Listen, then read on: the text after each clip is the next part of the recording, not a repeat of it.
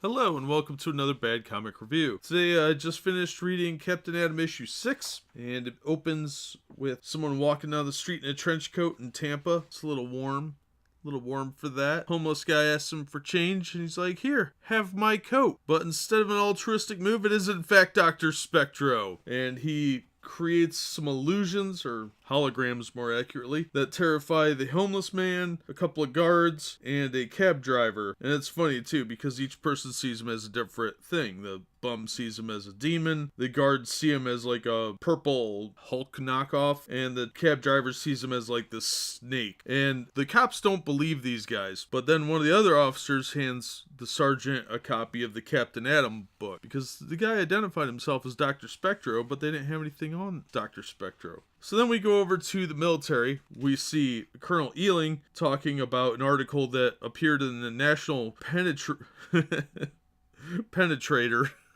That's funny.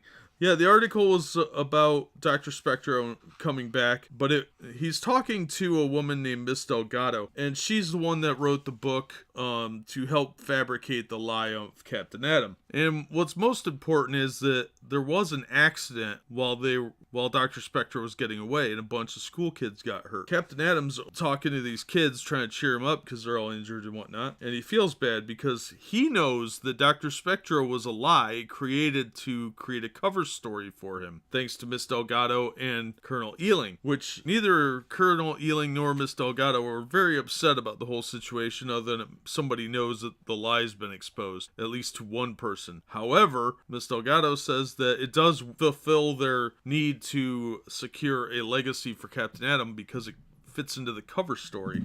So Ealing gets a phone call from someone who is obviously Dr. Spectro, and they arrange a drop. So Ealing goes up there to the middle of nowhere 2 days later in the forest of northeast Colorado and meets with a hologram of Dr. Spectre, because Spectre's obviously not going to sit there and get captured. And Ealing makes a drop of some money, and on his way back, Captain Atom picks him up and they have an argument over what's going on, and Ealing doesn't tell him anything. All Atom knows is that somebody knows something and he doesn't like it, and he goes up to the police station where the cab was turned over to see if they find anything, and they find some mud traces, and one of the forensic guys helps him track down where that mud would have come from, and it narrows down to a cabin out in the woods, and Captain Atom goes out there to catch him, and he dresses up as Spectro and takes off. Captain Atom doesn't fall for it, and they have a brief skirmish. Spectro tries to use a projection to fake him out. It doesn't work, and thankfully some nature photographers are there to document the incident on film, which works perfectly into the cover story as Captain Atom defeats his arch foe on the Morning Herald's front page the next day. And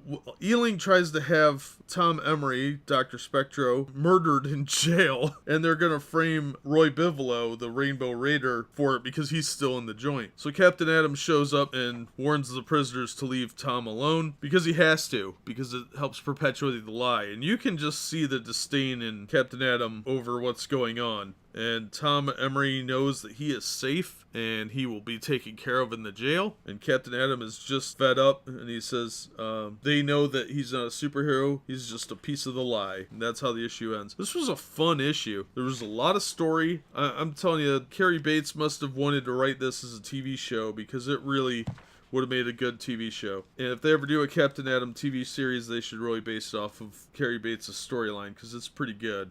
Colonel Ealing is just more and more of a jerk. In every episode, he's trying to kill people all over the place. He's got some real shady contacts, real slimy friends. So yeah, this was a good book. Again, this one actually would be a better jumping on point than some of the previous issues, but you really want to start this with issue 1 and work your way through, at least with the Carrie Bates run. I don't think Carrie Bates wrote the whole series, but this was a fun one. I really like the cover, even though that scene doesn't appear in the book. It's a really fun cover. And of course, we have Carrie Bates as writer. Penciler was Pat Broderick. Inker Bob Smith. Letterer was Duncan Andrews. Colorist Carl Gafford. And editor Denny O'Neil. They did a great job. It was a solid book. Very entertaining. Definitely not a kid's book. There's a lot of talking in here, but it's all plot driven, so it's worthwhile. I recommend checking this series out. It's continuing to be very good. But that'll do it for this episode. As always, thank you for listening, and we hope to see you on the next episode.